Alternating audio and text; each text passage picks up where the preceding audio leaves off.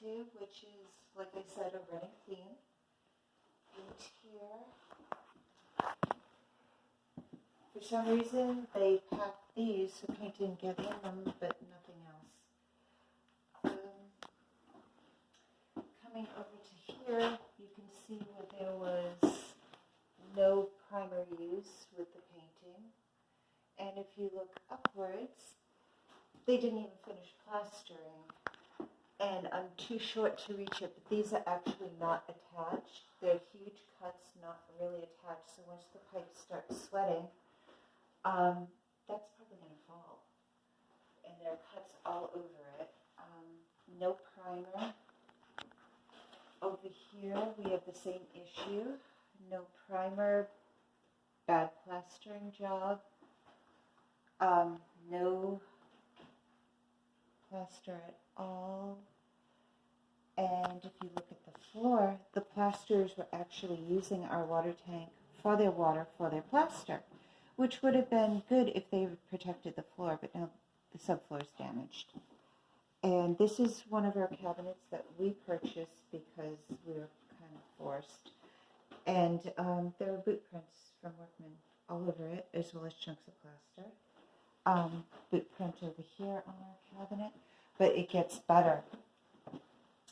You'll have to go back there and look, honey. There's an outlet that was placed flat on the floor, which is a code violation.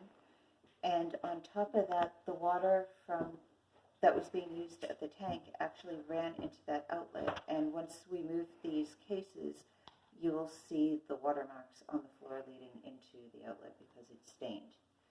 We do have still photography of those to and back of the up puddle. this claim. Yes. And lastly, I'd like you to see my oldest son's room, which is the small downstairs bedroom.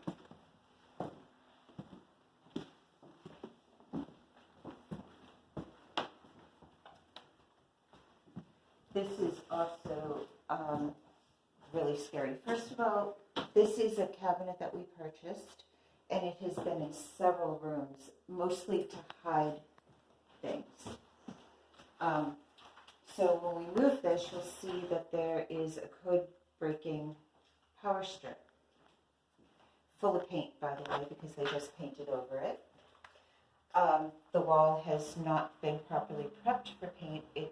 I don't know if it's plaster, dirt, whatever it is, it's there. It shouldn't be there. It should have been cleaned. Sloppy paint.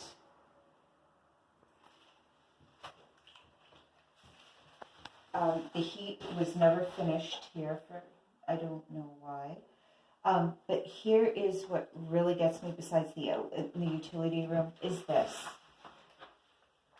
The power strip outlet, the only working one in this room, which is out of code to start with, they put heat on top of it and a child cap. And did it again over here, but apparently broke it, so the child cap was just left behind.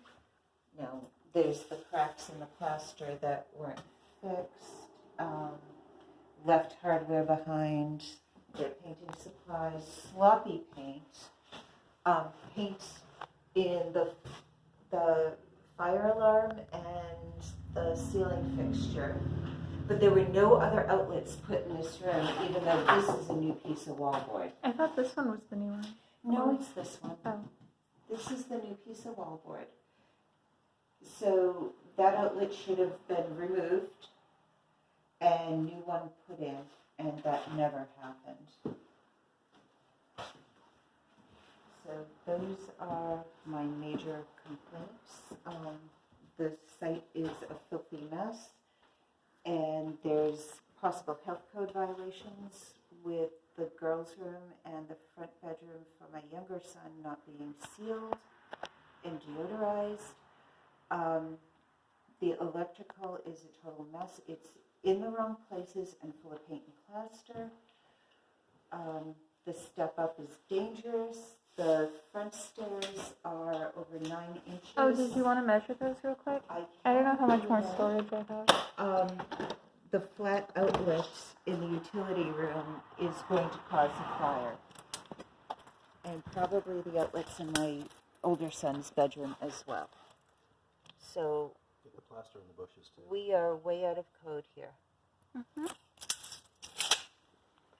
No, I'm sure they were planning on replacing that, but, and as you can see from outside, this is a very dirty work site once again. Oh On the yeah, they outside left of my trash house. all over our porch.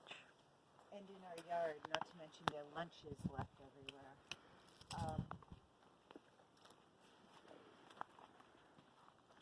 Old wiring. This is the wiring that the electrician threw off of the roof when he put in new wiring. And it was originally in the lilac bushes, which got badly broken, but that wasn't the issue. It was the issue that he left the trash behind. I can handle broken bushes, but I was a little upset about the trash.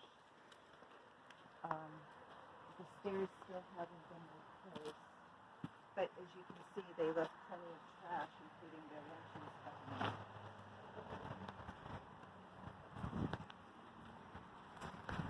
Some of the foundation cracks have not been addressed.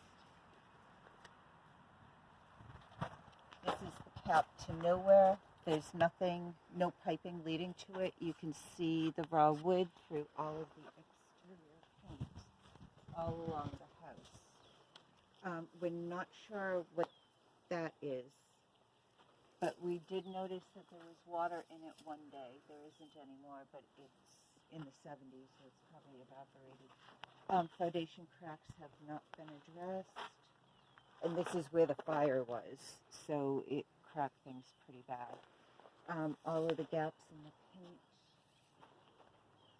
paint. If you look up to the very top of the eave, there's a ginormous hole in a shingle, and all Where? they had to do, right at the peak of the shingle, go to the right, and there is, it would have taken one shingle to fill that hole. And they were there because they replaced the trim.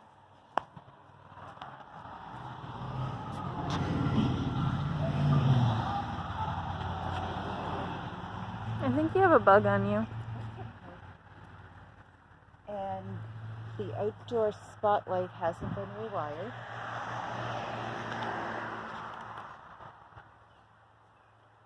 And neither has the porch light.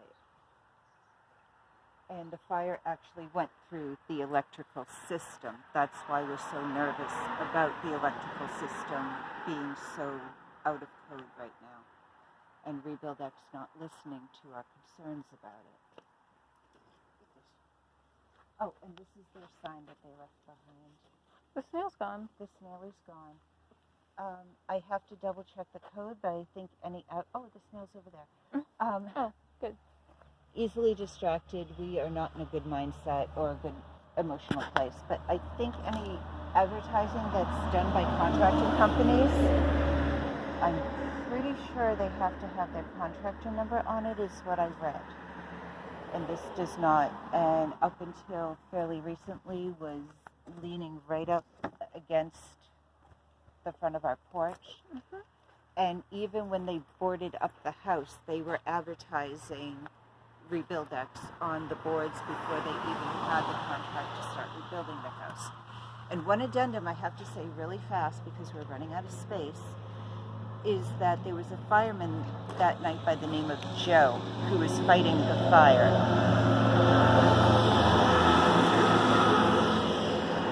And it turns out he's also been in my house doing work for RebuildX, and it is a conflict of interest, and I will include in the packet that I'm sending you the conflict of interest laws, and I will highlight what I think actually happened, what the most egregious conflict of interests were. And please try to help my family and I, because our insurance does not cover a place to live, and we are going to be completely homeless probably by August. We are out of sofas to surf. We cannot find low-income housing.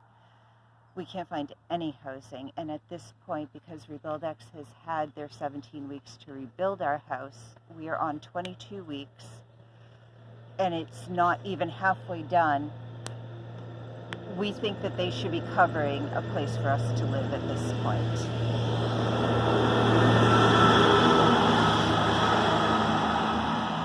Is he driving by until he can bulldoze the house?